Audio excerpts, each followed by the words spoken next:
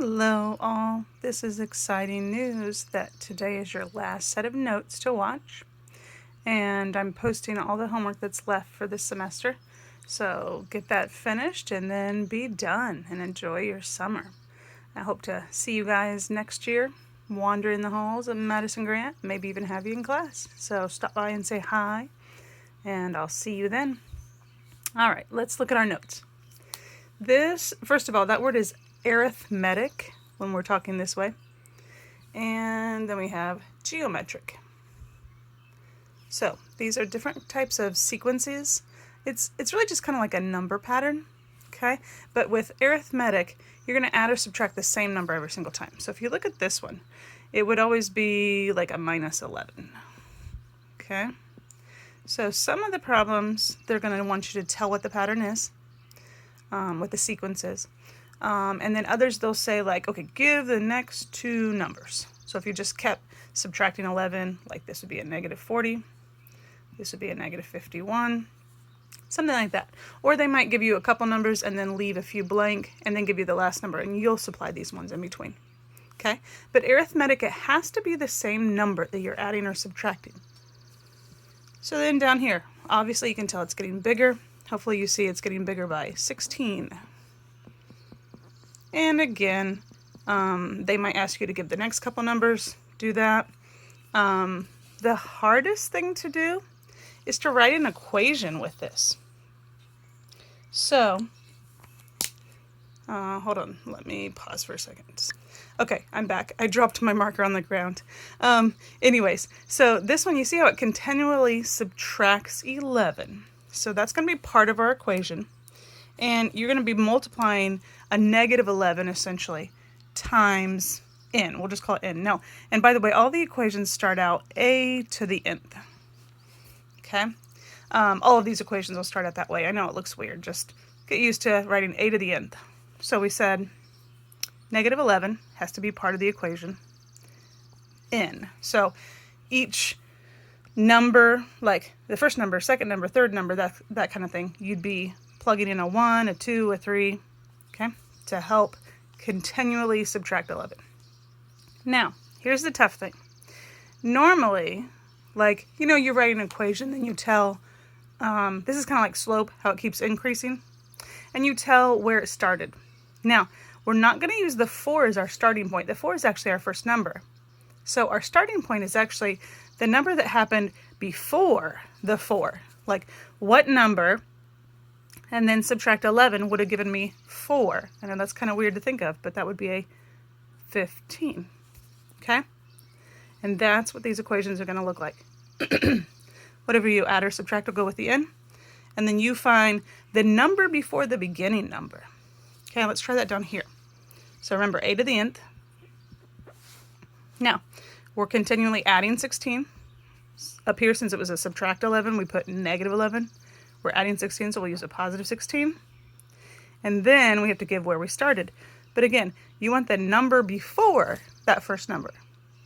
And if they're adding 16, you're thinking, okay, 5, what would I have added 16 to what number to get 5? That'd really be a negative 11. Okay, negative 11 plus 16 would have given me 5. And that's that equation. And you can like test these to see if they're right. Okay, like, let's see. This is the third number, right, in our sequence? Third number. So if I plugged in a 3 right there, 16 times 3 is 48. Subtract 11 would give me 37. So that proves that the third number gives me 37. Okay, so that was arithmetic. Let's move over here now to geometric. Geometric has to do with multiplying or dividing by some number.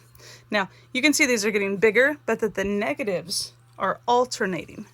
So we are multiplying by a 3, but it's a negative 3. So times, maybe I should put that in parentheses, negative 3 times negative 3.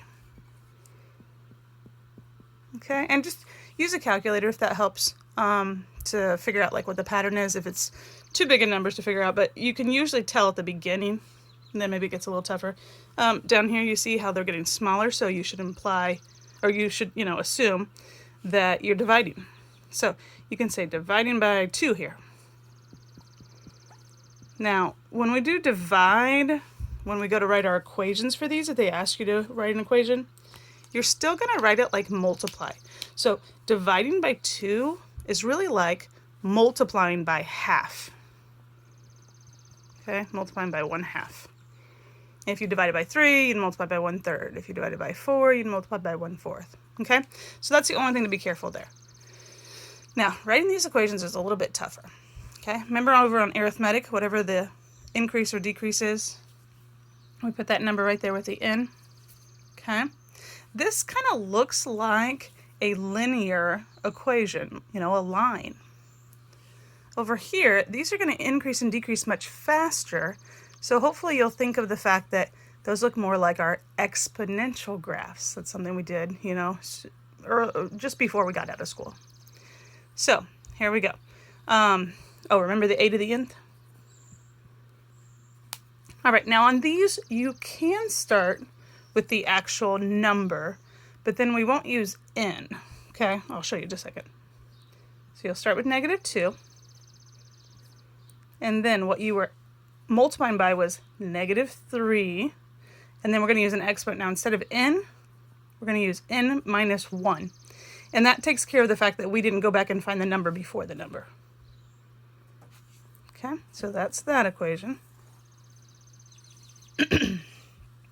All right, down here, again, a to the nth, our beginning number. And then we are dividing by 2, but remember that's like multiplying by 1/2, so 1/2. And then n minus 1. Okay, so the hardest part on these, we'll be writing the equation. You know, they may also just ask you to continue this pattern, like take 54 times -3. Okay, or here, do 16, divide by another 2, give that number. That's part of what they'll have you do. You'll also have some problems, let me see if I can zoom out, where they'll give you these patterns and they'll say, is this arithmetic, or is it geometric, or is it neither? Let me show you an example of that.